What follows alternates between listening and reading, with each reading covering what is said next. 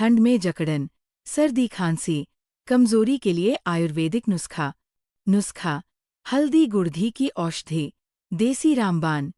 सामग्री: देसी गाय का घी 1 छोटा चम्मच, कच्ची हल्दी या हल्दी पाउडर चम्मच, गुड़ 1 छोटा टुकड़ा, काली मिर्च 2 दाने कूटे हुए।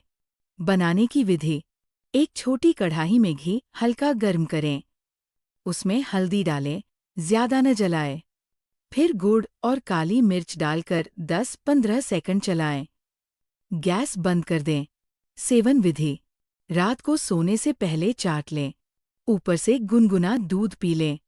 फायदे: सर्दी खांसी जड़ से खत्म, सीने की जकड़न और बलगम बाहर, ठंड में शरीर गर्म रखे, जोड़ों और कमर दर्द में राहत, इम्यूनिटी को 2 गुना बढ़ाए।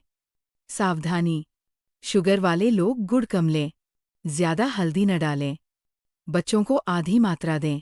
अगर ठंड में सर्दी खांसी बार बार हो रही है तो ये आयुर्वेदिक नुस्खा आज ही आजमाएं।